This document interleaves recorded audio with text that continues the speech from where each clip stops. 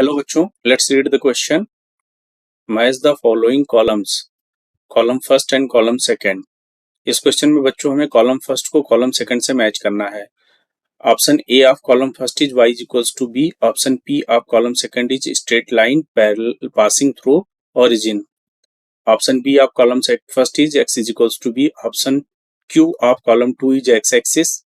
Option C of column first is y is equals to 0. Option R of column second is straight line parallel to x-axis. Option D of column first is y is equals to mx. Option S of column 2 is y-axis. And option T is straight line parallel to y-axis. तो बच्चों इस question में सबसे पहले हम लोग की concept discuss करेंगे। तो हम लोग की कॉन्सेप्ट देखते हैं।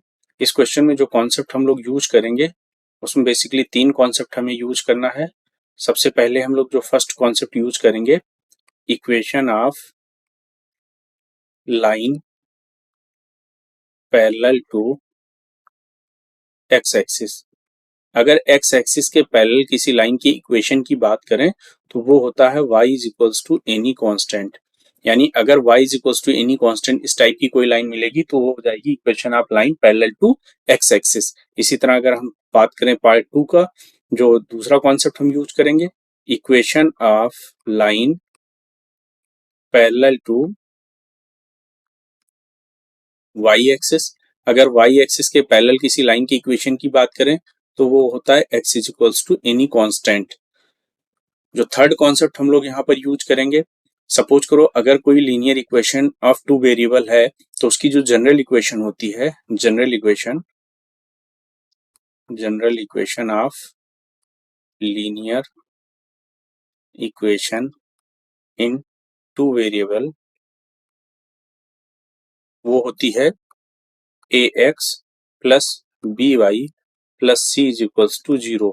तो इसमें अगर बात करें सॉल्यूशन की इस इक्वेशन की, तो the value of x and y which satisfy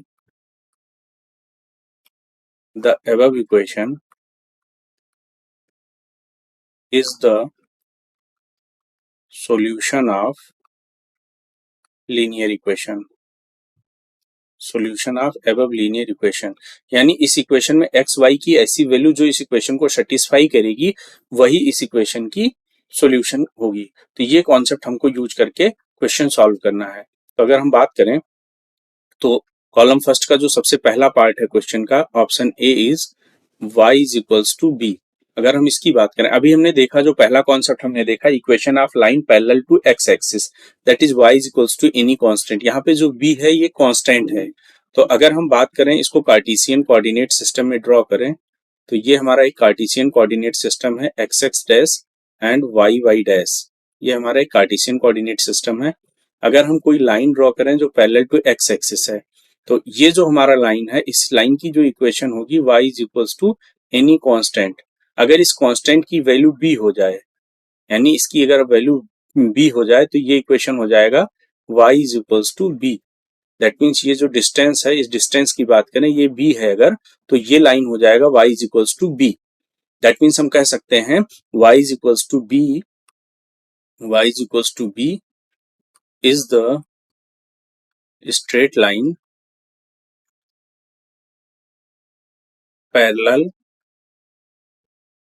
parallel to x axis. यानी एक्स एक्सिस के पैरेलल लाइन की जो इक्वेशन होगी वो y is equals to B होगी। यानी अगर मैच की बात करें तो ऑप्शन ए जो है ये मैच करेगा कॉलम 2 के ऑप्शन नंबर आर, यानी थर्ड ऑप्शन से। इसी तरह अगर हम सेकेंड क्वेश्चन की बात करें, सेकेंड पार्ट जो है कॉलम फर्स्ट का B, that is x is equals to B. अगर इसकी बात करें तो हमने जो सेकेंड कॉन्सेप्ट देखा, equation of line parallel to y axis, x is any constant, यानी एक्स की वैल्यू अगर किसी कांस्टेंट के इक्वल है तो वो equation of line parallel to y axis हो जाएगा। अगर फिर से हम देखें कार्टेशियन कोऑर्डिनेट सिस्टम में, तो अगर ये कोई line parallel to y axis है, सपोज करो this is the line parallel to y axis, तो ये हो जाएगी x is equals to any constant. अगर इस कांस्टेंट की वैल्यू b है तो ये इक्वेशन हो जाएगी equation of line parallel to y axis. That means हम कह सकते हैं कि यहाँ पे जो वाई एक्सिस से इस लाइन की डिस्टेंस है वो b यूनिट है। यानी हम कह सकते हैं x is equals to b is the straight line parallel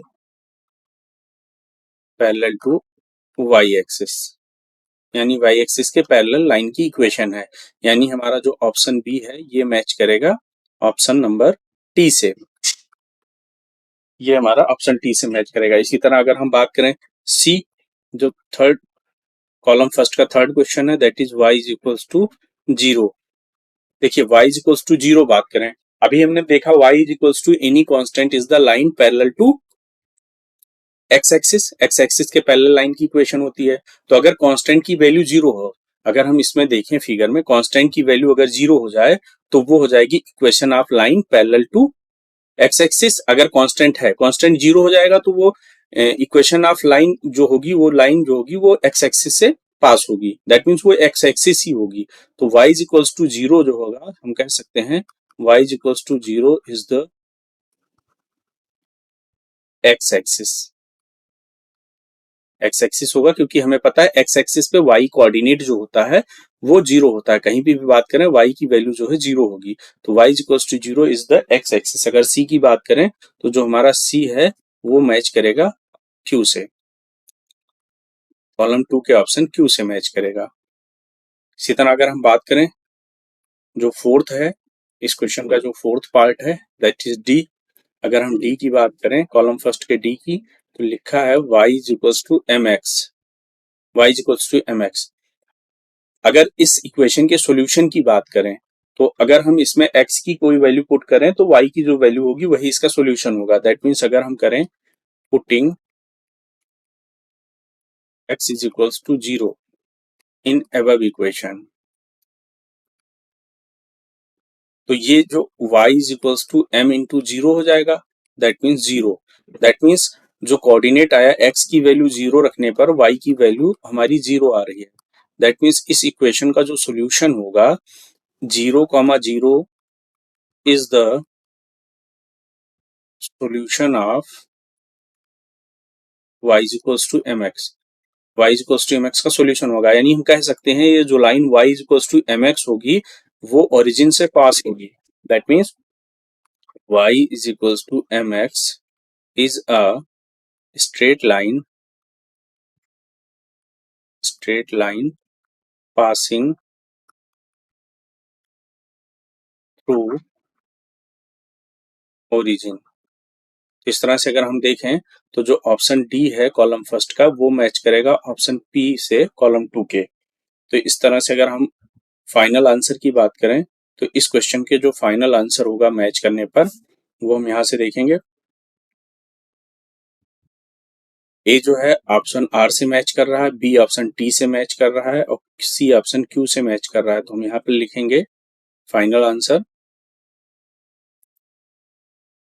option A will match from option R. Similarly यहाँ पर लिख देंगे कॉलम फर्स्ट, कॉलम सेकेंड, या option A will match from option R, option B match with option T, similarly option C match with option Q, and option D will match with option P. This is the final answer of the question. I hope you all understood it well. Thank you and all the best.